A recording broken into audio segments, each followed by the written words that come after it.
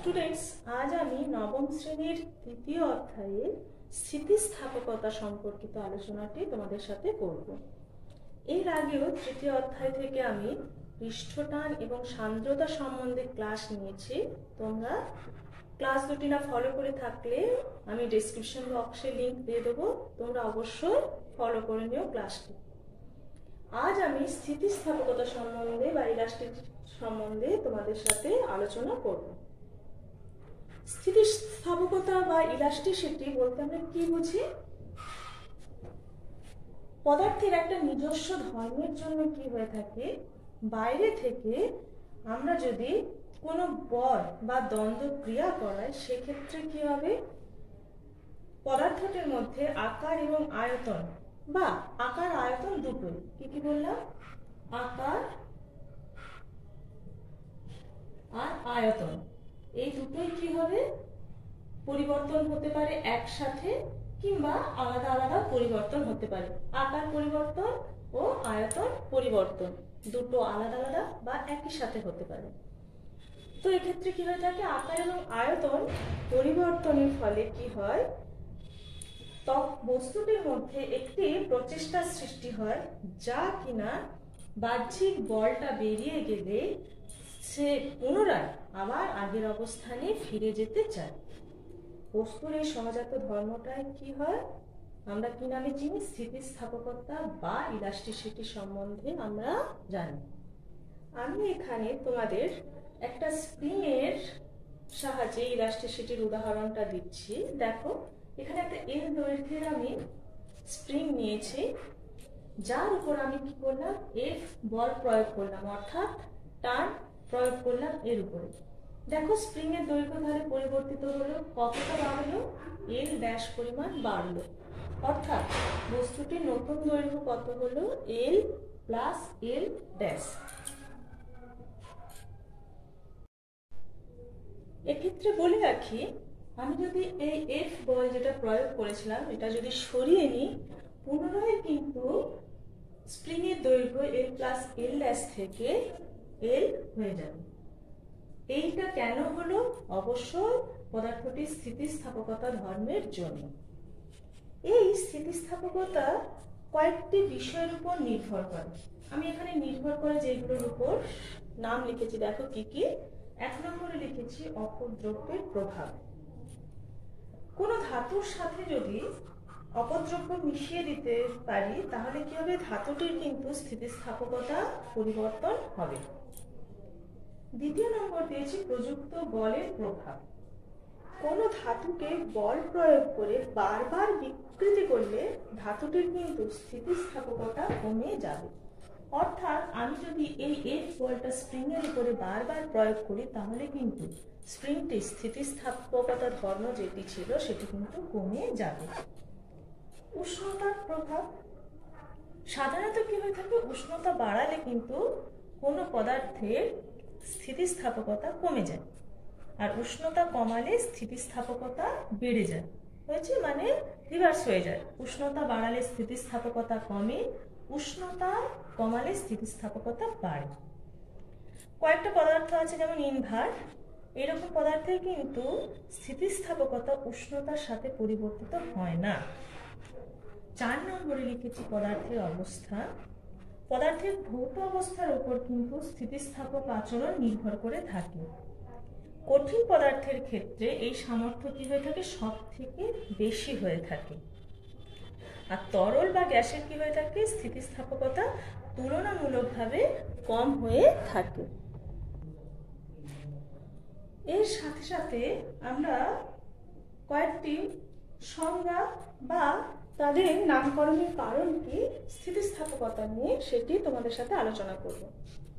প্রথমে আসি পূর্ণ স্থিতিস্থাপক বস্তু। কথাটার মধ্যে লক্ষ্য করবে, কথাটা আছে কি পূর্ণ, অর্থাৎ এইসব ক্ষেত্রে কি হয়ে থাকে, বস্তুটার মধ্যে আমরা যে পরিমাণ বল প্রয়োগ করছি, করার ফলে তার মধ্যে আমি দেখতে পেলাম, ধরো স্প্রিংটারে উদাহরণ দিচ্ছি, এল ড্যাশ পরিমাণ যে দৈর্ঘ্য বৃদ্ধি হলো, এফ যদি আমি সরিয়ে নিই তাহলে দেখা যাবে এল ড্যাশ কমে গিয়ে পুনরায় এল দৈর্ঘ্যের স্প্রিং এ পরিণত হলো।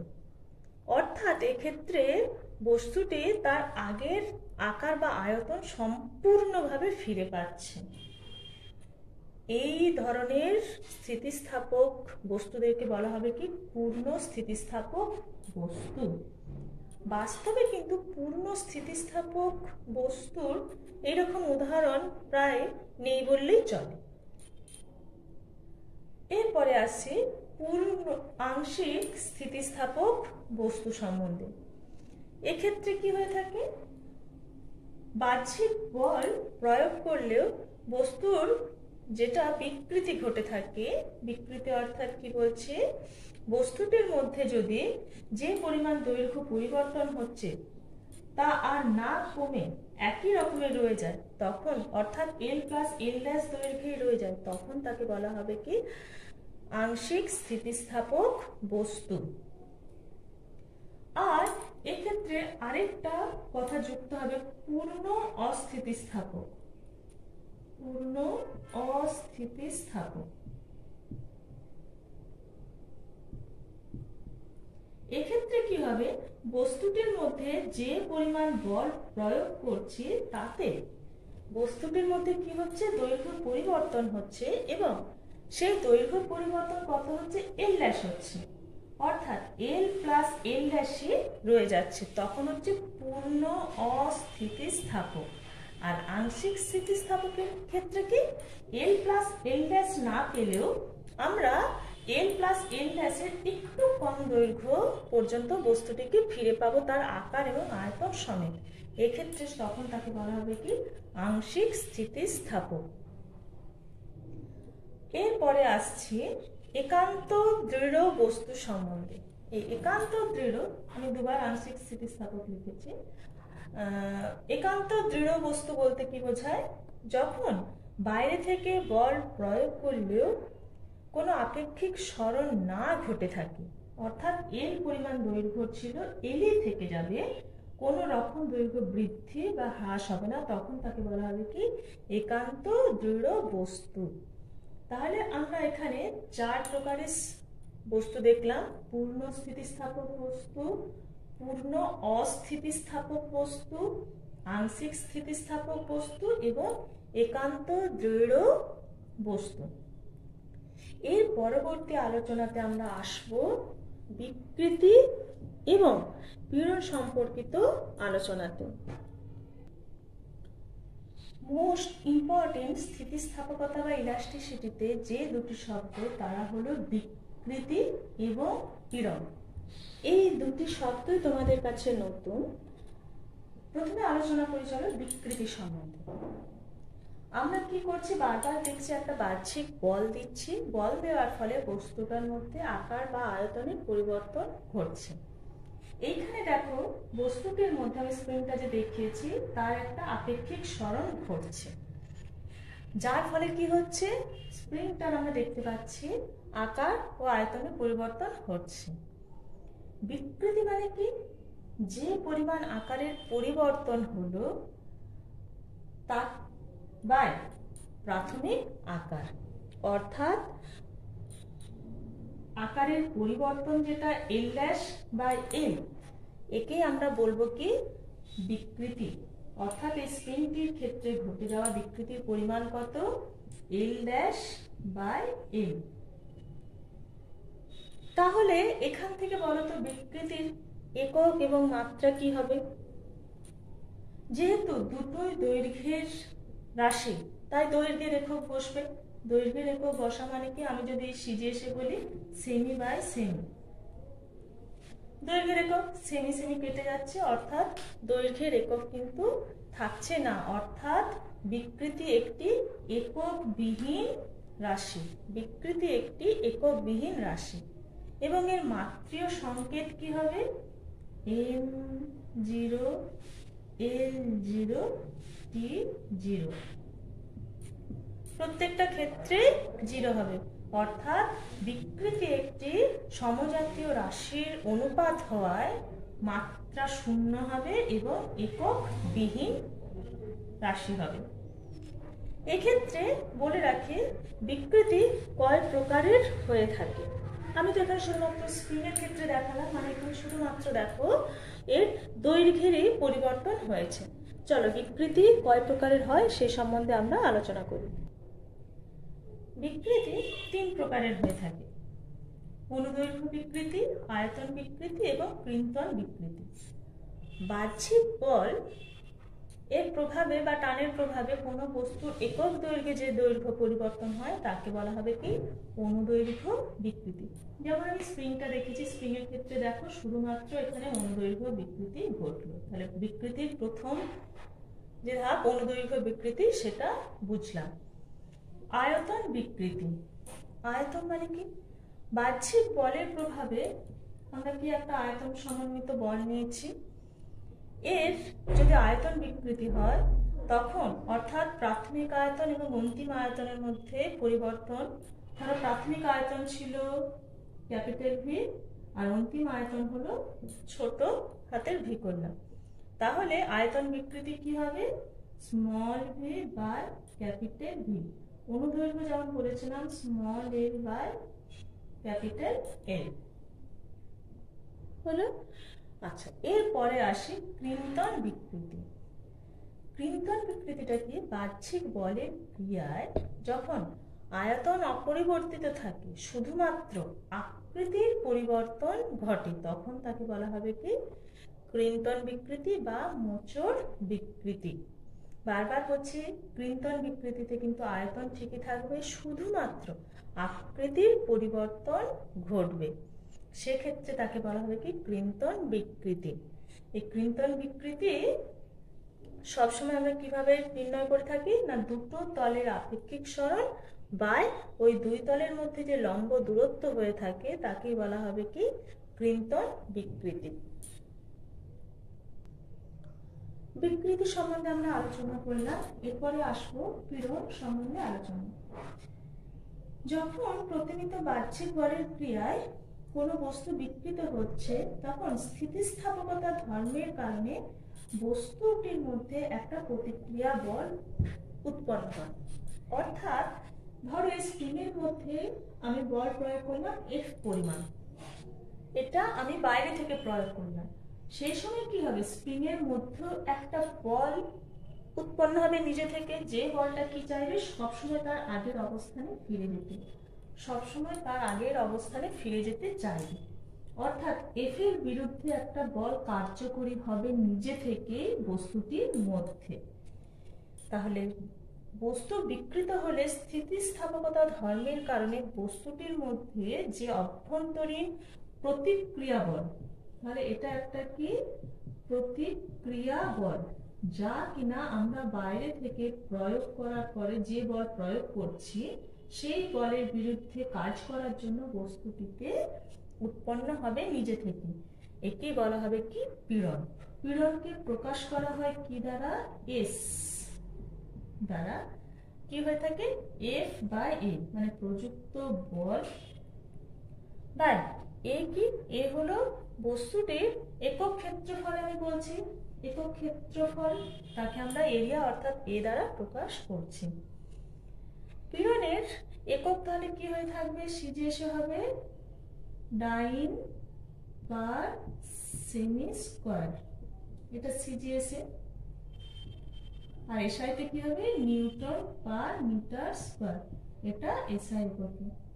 যেহেতু বলের একক সিজিএসে ডাইন, এসআইতে নিউটন, আর ক্ষেত্রফলের সিজিএস একক কি সেমি স্কয়ার আর এসআইতে মিটার স্কয়ার।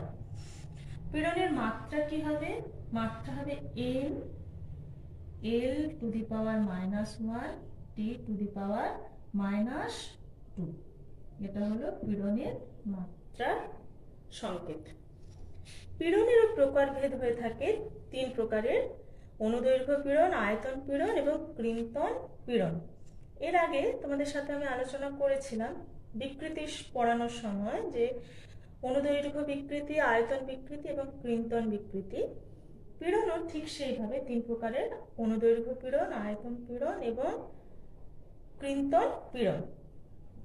অনুদৈর্ঘ্য পীড়ন কি হয়ে থাকে যখন অনুদৈর্ঘ্য বিকৃতির কারণে কোনো বস্তুর প্রস্থচ্ছেদের একক ক্ষেত্রফলে আভ্যন্তরীণ বলটা ক্রিয়া করতে থাকে তখন তাকে বলা হবে কি অনুদৈর্ঘ্য পীড়ন। দৈর্ঘ্য বরাবর যখন পীড়নটা ক্রিয়া করছে। তারপরে আসবে আয়তন পীড়ন।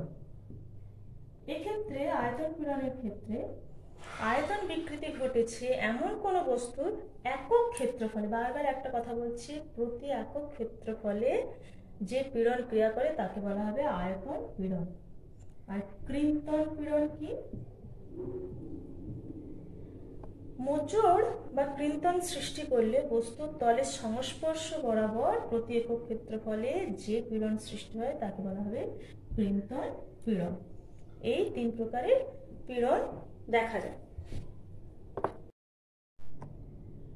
এই সংক্রান্ত পড়ানোর সময় আমি তোমাদেরকে বিকৃতি এবং পীড়ন সম্বন্ধে বললাম। এইখানে একটা কথা আমরা জানবো, স্থিতিস্থাপক সীমা। এই স্থিতিস্থাপক সীমা বলতে আমরা কি বুঝি? আমরা কি দেখলাম যে একটা বাহ্যিক বল আমরা প্রয়োগ করছি এবং প্রয়োগ করার ফলে কি হচ্ছে, বস্তুটির মধ্যে একটি বিকৃতি উৎপন্ন হচ্ছে। অর্থাৎ বিকৃতি উৎপন্ন যে হচ্ছে, এক্ষেত্রে আমরা দেখতে পাচ্ছি যে একটা বল প্রয়োগ করার ফলে বস্তুটির মধ্যে যে বিকৃতি উৎপন্ন হচ্ছে তা পূর্ণ স্থিতিস্থাপক বস্তুর ক্ষেত্রে দেখা যাবে একটা বল প্রয়োগ করা পর্যন্ত বস্তুটি তার আগের অবস্থানে ফিরে যেতে পারছে। তাহলে বলের একটা নির্দিষ্ট মান, ধরো হয়তো 10-9 বল প্রয়োগ করা পর্যন্ত বস্তুটি কি হচ্ছে, তার আগের অবস্থানে ফিরে যেতে পারছে।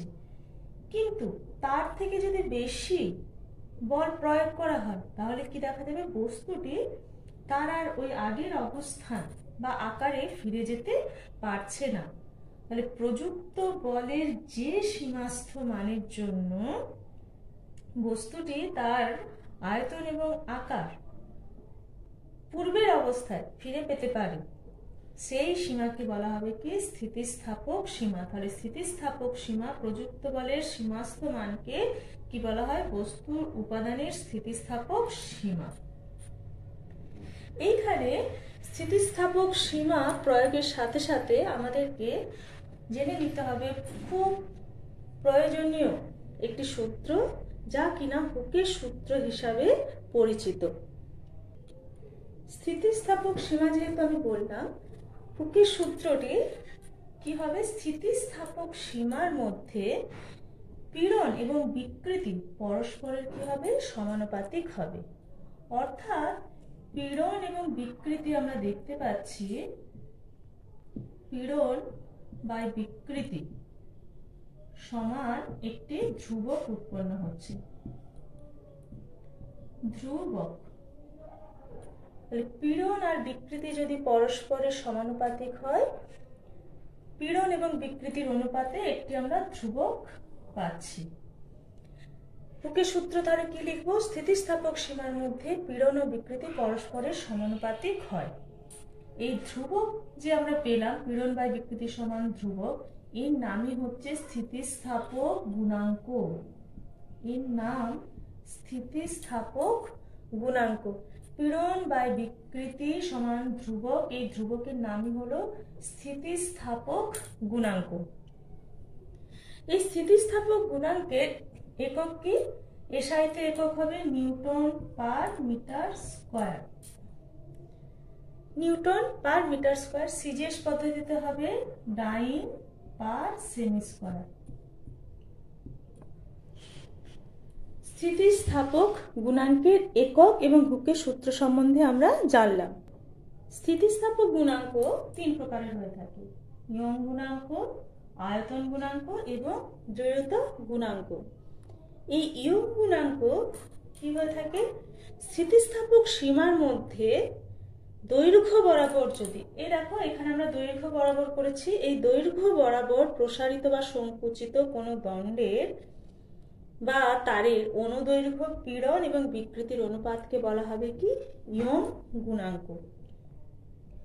এই ইয়ং গুণাঙ্কর একটি রাশিমালা আছে, সেই রাশিমালাটি নির্ণয় করে দেখাচ্ছি। দেখো, এটা তোমাদের জন্য খুব ইম্পর্টেন্ট।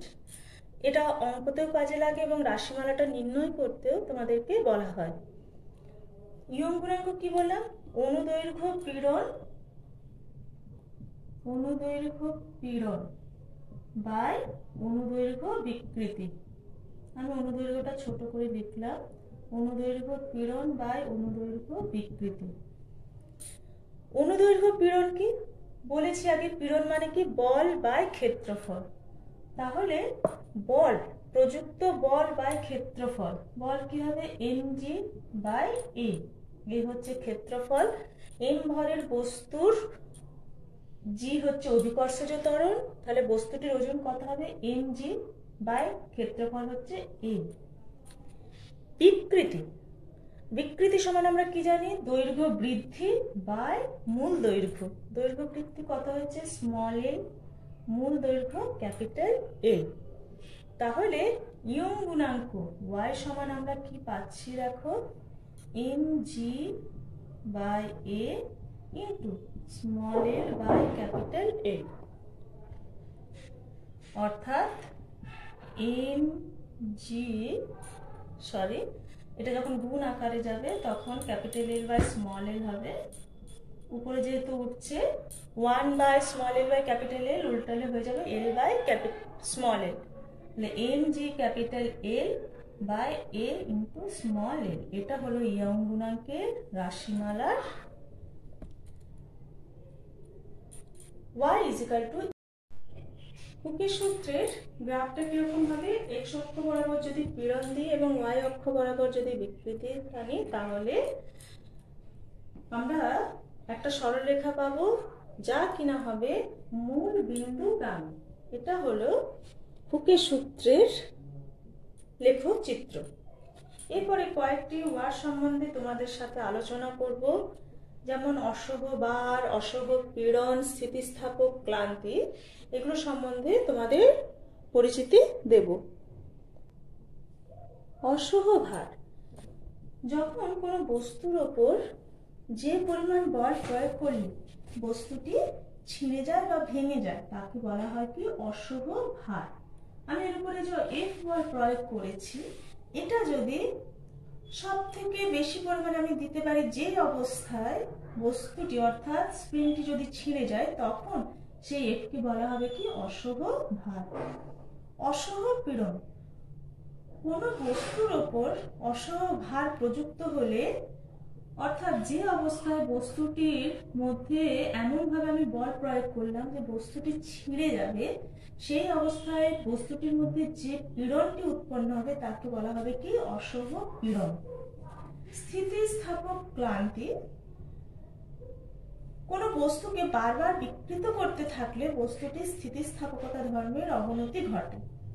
তোমরা ব্যবহারিক জীবনে যে কোনো একটা নতুন গার্ডারকে হাতে নিয়ে বারবার ধরে তাকে টানবে এবং ছাড়বে, দেখবে কিছুক্ষণ পরে গার্ডারটার আগের যে আকৃতি ছিল তার থেকে কিন্তু আকৃতিটা অনেক বড় হয়েছে এবং গার্ডারটির যে পরিমাণ আমরা বল আগে প্রয়োগ করছিলাম তার থেকে কম পরিমাণ বল প্রয়োগ করলে তার মধ্যে কিন্তু বিকৃতি এসে যাচ্ছে। এবং কিছুক্ষণ পরে দেখা যাবে ওটাকে যদি আমরা গার্ডারটাকে আরো বেশি, প্লাস্টিকটাকে আরো যদি বেশি টানি, তাহলে দেখা যাবে সে কিন্তু ছিঁড়ে যাচ্ছে। বস্তুর এই অবস্থাকেই বলা হবে কি? স্থিতিস্থাপক ক্লান্তি। দৈনন্দিন জীবনে আমরা স্থিতিস্থাপকতার অনেক ধরনের ব্যবহার দেখতে পাই। গহনা তৈরির সময়, বাসনপত্র তৈরির সময়, সেতু নির্মাণের সময়, আসবাবপত্র তৈরির সময়, প্রত্যেকটি ক্ষেত্রে আমরা কিন্তু স্থিতিস্থাপকতার ব্যবহার করে থাকি। এই গেল তোমাদের স্থিতিস্থাপকতা সম্পর্কিত ধারণা। এই সংক্রান্ত যদি তোমাদের কোনো প্রশ্ন থাকে তোমরা আমাকে অবশ্যই কমেন্ট বক্সে জানাবে।